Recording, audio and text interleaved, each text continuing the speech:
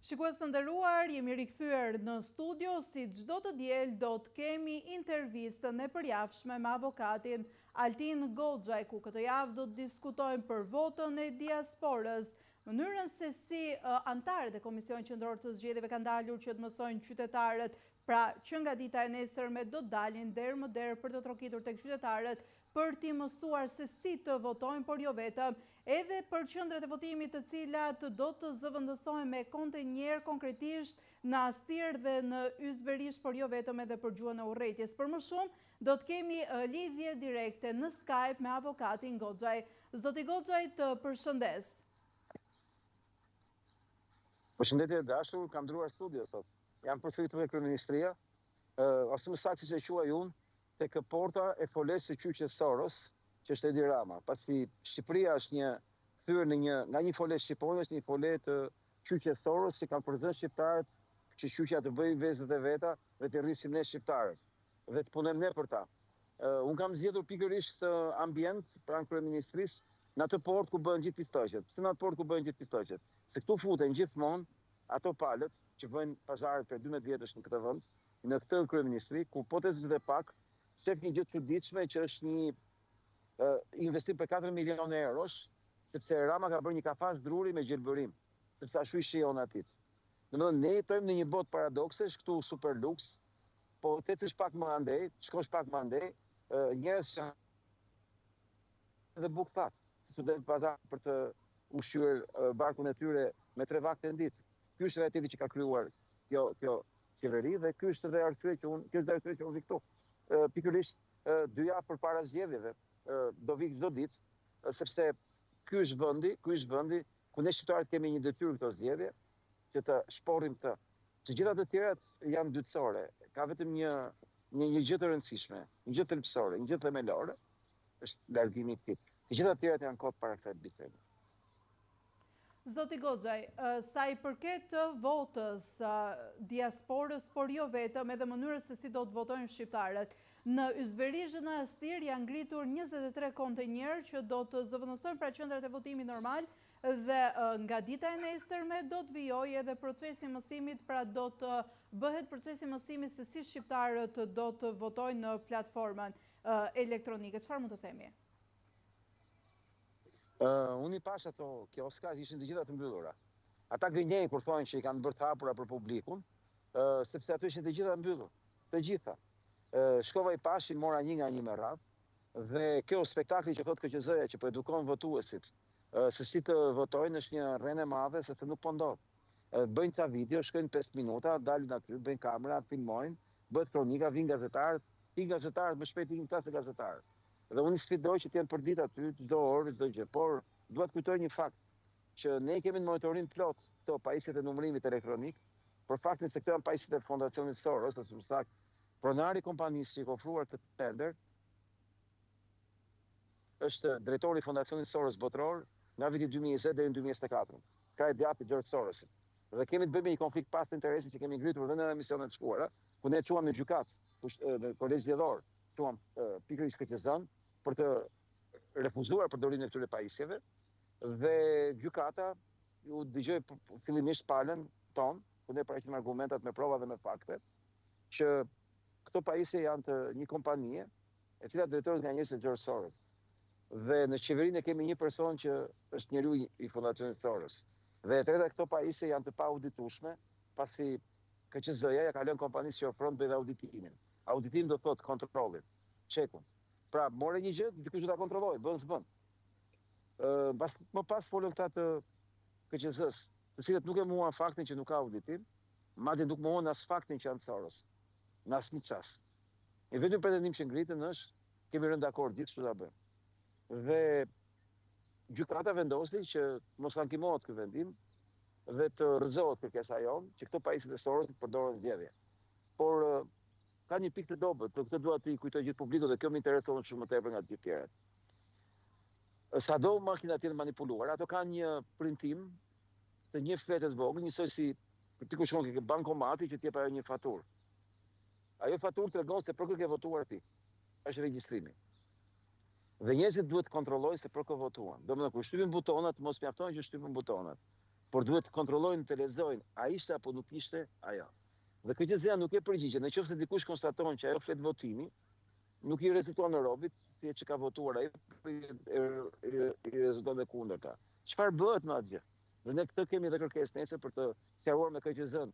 Në momentin që konstaton dikush që nuk i ka dalë ajo që ka kërkuar, çfarë bëhet me atë pjesë? Azlisohet, eliminohet, numërohet, si numërohet. Dhe e dyta, është kjo një dekonspirimi i votës. Në momentin që dikush thotë jo, kjo nuk është vota ime, çfarë ndodh në këtë rast? Nëse ai thotë nuk është vota ime, po për çka ke votuar i bie që dekonspiroi votën, po që vota është e fshehtë. Pra këtë gjë si ka dhënë pyetjeve thelbësore përgjigje, dhe unë besoj, dhe kjo është shumë e rëndësishme, që ne nesër duhet të demonstrojmë publikisht faktin që qytetarët duhet mësojnë më shumë të verifikojnë aty që kanë votuar se sa të mësojnë si votohet. Pse? Sepse ti mund ta mësosh si votojnë qytetarët, po pyetja është për kë voton ai. Pra, a ka garancia ai që po voton atë që do? Dhe kjo zgjidhet shumë thjesht. Është shumë e thjeshtë. Mjafton që qytetarët të shohin kur printohet një copë letër, që aty del brenda sistemit, qytet automatikisht në kuti. Të lexojnë a kanë votuar atë që kanë kërkuar, po ose jo. Në këtë moment që ata e kanë këtë lloj mundësie, ata nuk mund të manipulohet vota. Dhe duke qenë se ne kemi çuar fjalë KQZ-s, që nëse një rast i vetëm do të tregoj që ti shtyp gishtin tek njëri dhe tjetri, në atë moment KQZ do bëhet lajm në Fox News në Amerikë, jo thjesht në Fox News Shqipëri, për faktin se makinat e Sorosit kërkojnë të manipulojnë zgjedhjet për të marrë Ramën pushtet. Kosto është e paparë për Teri Bashën, po guxoi dhe nuk i kolauduan mirë makinat e numrit elektronik. Nga ana tjetër do të kujtoja faktin që këtë javë ne kemi qenë në intensitet madh të ardhes të votimit nga diaspora. Por një nga gjërat që është konstatuar më shumë ka qenë marrëdhënia e çuditshme e DHL-s me marsit e postës. Kemi shumë ankesa të pafundme për DHL-n, kompaninë përkatëse, në lidhje me raport që ata kanë me dorëzimin e zarfit. Dhe kjo është shumë shqetësime kudo. Nuk e di, po ajo që është më interesante është që ne si shqiptar, ne as nuk e dim që është bërë kontratë me DHL-n. Ne kemi prej 2 vjetësh që kërkojmë që të jetë DHL-ja kompania që bëhet me postën. Po kur se morën vesh, se kur, si, qysh, u bë marrëveshja me DHL-n. Cila është kjo kontratë me DHL-n? Kush janë temat? Është kontratë sekrete, si puna e vaksinave, apo është një kontratë publike? Pra si ka mundësi që KQZ-ja transparente nuk ka bërë me dije që në një datë caktuar ka bërë një kontratë me DHL-n. Dhe në këtë kontratë me DHL-n janë shkruar këto gjëra. Dhe ne do paguajmë kaq para për realizimin e këtyre gjërave. Digjë njëri, askush digjë. Pse? Sepse KQZ-ja nuk po bën transparencën lidhje me DHL-n dhe njerëzit kanë të drejtë të shqetësohen në raportin kur ata vjen një email, vjen një telefonat në Itali, Greqi dhe kudo tjetër, dhe në momentin që dërguesi i DHL-s nuk e gjen marsin, çfarë ndodh me marsin? Pyetja më e thjeshtë. Si do ta vendosni kontaktin prap? Pra këto gjëra do ishin përcaktuar, do ishin bërë të qarta. KQZ-ja do të kishte njoftuar publikisht, diasporën me një mesazh secilit, pasi kanë edhe email dhe telefon, që në fillim dhe në vazhdim për procedurën me DHL-n. Pra të veprojnë me DHL-n. Do të marrin telefon, do të ta sillin zarfin në shtëpi, do shkosh ta marrësh atje. Në momentin se kur vjen në shtëpi, jeti në shtëpi, si jeti në shtëpi, në momentin që ti e ke marrë zarfin dhe do votosh, si do dërgosh, qoftë është 150 km larg shtëpisë tënde. Pra, të gjitha këto detaje, si thosh, ngelen për diskutim. Ne kur kemi ofruar zgjidhjet tona, kemi pas shumë të përcaktuar qartë që marrëveshja me DHL-n duhet ishte që dërja të ishte pika pritjes postare për diasporën që të përdorte postat e tyre shtetërore, Itali, Gjermani, të jatronin DHL-s. DHL-ja si këtu me pakut më dha. Në Shqipëri jo një nga një zarfat. Sepse kjo një nga një zarfat është e dyshimit. Unë bëjau me sinqeritet. Kjo mënyra me një nga një zarfat është e kundërta që ne kërkuam. Ne kërkuam që DHL-ja të mbledhte gjithë zarfat, i cilët bloqe. Pse? Në mënyrë që ti merr një blok dhe i kontrollon një nga një. Tash se çfarë bëjnë këta kur vjen zarfi, e hapin, e mbyllin. Sipas disa mesazheve që kanë ardhur nga diaspora, rezulton që një punonjës i DHL-s i ka deklaruar marsit të fletës votimit që ne marrim zarfin tuaj, e hapim, e kontrollojmë çka brenda, e skanojmë për të bërë si thosh një lloj inventari. Kjo është, nuk e di sa e vërtetë është, po di themi gjë që nuk ka transparencë, duhet të sqarohet. DHL-ja që nuk ka lidhje me Shqipërinë, kompania me 7 miliard dollar xhiro botërore, është një kompani e cila si thosh nuk mund të korruptohet nga dera. Nëse ka ndonjë defekt teknik. Punë se çfarë veshje kanë bërë këta. Ne këtë nuk dim, këta nuk tregojnë këtë gjë. Dhe gazetarët duhet pyesin KQZ-n ku është kopja e kontratës me DHL-n. Askush si pyet. Çfarë thot kontrata? Sa lek kushton? Kur është nënshkruar? Kush ka qenë ndërmjetësit? Ka qenë kompani shqiptare që ka ndërmjetësuar për DHL-n apo ka qenë direkt marrëveshje me DHL-n aty ku është? Me cilën nga DHL-t se DHL ka disa qendra. Pra, këto lloj elemente janë të domosdoshme për transparencën. Dhe ndërkohë, unë dua që të bëjmë dije publikisht një gjë që kemi kohë që po e themi, po që djeshte shumë qesharake, ku një gënjeshtar ordiner, njësoj si Erion Velia, tiku i Sorosit, dilte në miting dhe thoshte që tiku ka shpëtuar fletën e votimit nga numri serial. Gënjeshtër si kjo në Shqipëri këto 20 vjeta Erion Velia s'ka bërë. Një njeri që gënjen hapur mes ditës, për një gjë kaq thjesht kur ditë që këtë kemi bërë ne. Kemi qenë ke faksi. Kemi qenë 2021 duke bërë eksperimente ke Universiteti Politeknik. Kemi bërë podcaste që e ka transmetuar Fax News-i. Me pajisjet e identifikimit të QR kodeve, të numrit serial.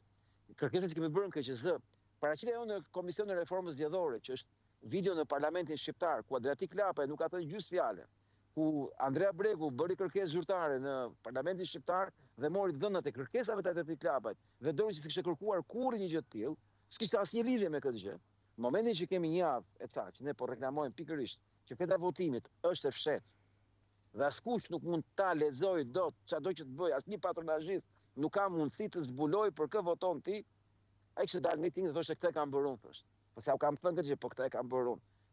Me fjalë, kur arrin ordinarja e gënjeshtrës deri në këtë lloj banaliteti, me fjalë mendon se çfarë politikanësh janë këta, politikanë të rinj të partive të reja, më ordinarë se të vjetrit, gënjeshtar kështu, si thosh, turbi Zotit se i shkruanin gjithë në komente, ore, pse gënjen, pse s'e ke bërë ti, ka bëj Altin Goxha me shofë vet. Shpun ke ti me këtë tike, madje un kam nxjerr dje në podcast një korrespondencë Adriatik Lapajt me në kryetarin tonë Armando Vushi, 3 vjet më parë, 4 vjet më parë, 2 vjet më parë, ku Armandi i thoshte atij merru me këtë çështje dhe ai smerret, pranonte të merresh. Pse nuk pranonte? Sepse kjo cënonte Celibash. Dhe gënjeshtra më e madhe ishte që jo thjesht e ka bërë Adriatik Lapaj, ka bërë bashkëpunim me Celibash. Celibashi s'ka lidhje fare me heqjen e numrit serial nga fletë e votimit, se ka bërë Komisioni Rregullator. Celibashi nuk është pjesë. Dhe Komisioni Rregullator është miks me disa parti. Ti ishte për Celibashis do bësh për 100 vjet, sepse Celibashi ka dhënë prova që kujt i përket çfarë përfaqëson. Dhe mbi të gjitha si antar i bordit të Sorosit ka detyrë të mbështesë njerëz të Sorosit dhe njerëz të Sorosit mbështesin Celibashi, si rasti Tikut të Sorosit me Celibashin të Sorosit. Por e vërteta dhe që ka rëndësi për publikun është që përshëndetje, po duket ta ashtu debuton. Ajo që do të thoja është ti bëjmë tirin çdo qytetarit nga diaspora, që do të fotografojë votën, mos e filmoj votën, por ajo që është më e rëndësishmja, që më gjitha më nga më të rëndësishme është ti di sigurt që votën e tij nuk e ka shkruar për të votuar. Për këtë ka një zarf me emrin e tij. Kjo është shumë e sigurt, por zarfi i tij asgjësohet në momentin kur numërohet. Në sensin është tjetër zarfi këtej, tjetër fletë e votimit. Fletë e votimit nuk ka as lidhje me zarfin, sepse është bërë një zarfi që është i bardhë dhe që nuk ka asnjë dhënë tjetër. Pra, është e pamundur teknikisht të gjej kush se për ka votuar kush. Pasi gjitha zarfat lidhen në një tavolinë, pasi janë të gjithë të bardha, pa adresë, pa kontakt, pa asgjë, nuk kanë asnjë shenjë veçantie dhe kjo është një nga fitoret tona më të mëdha.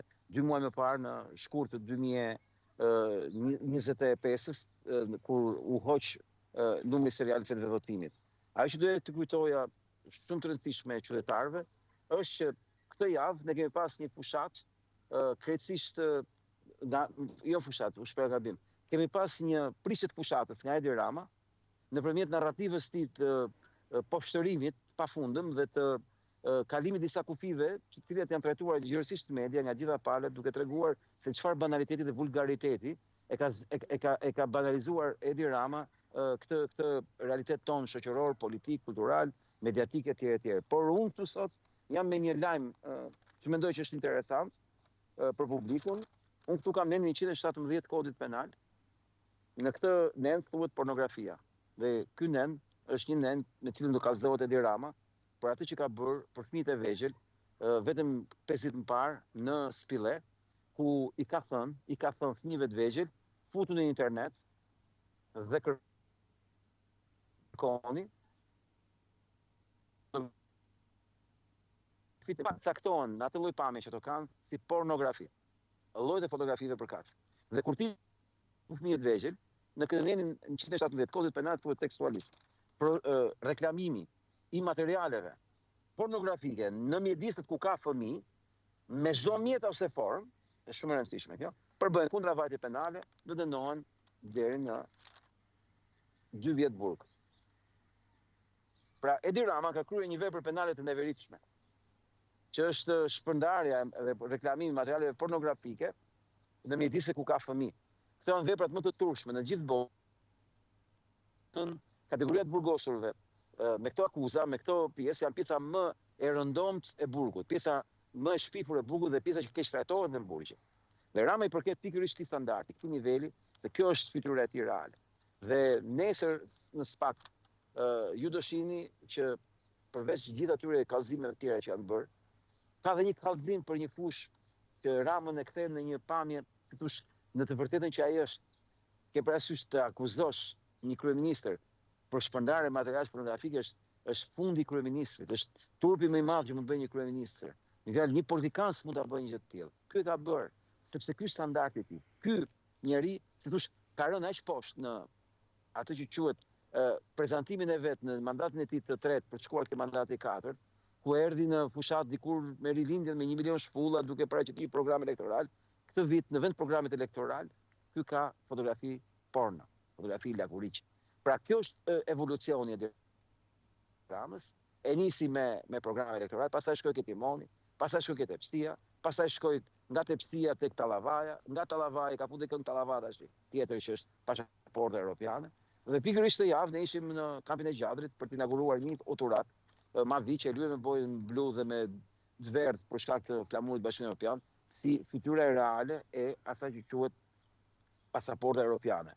Unë si lajm të sotëm doja që të theksoja në Fox News faktin që Rama e ka kryer detyrën e shtëpisë me ndërkombëtarët, duke pritur në datën 15 maj kryeministin Stamer të Anglisë për të hapur një kamp të ri refugjatësh për llumin e Anglisë.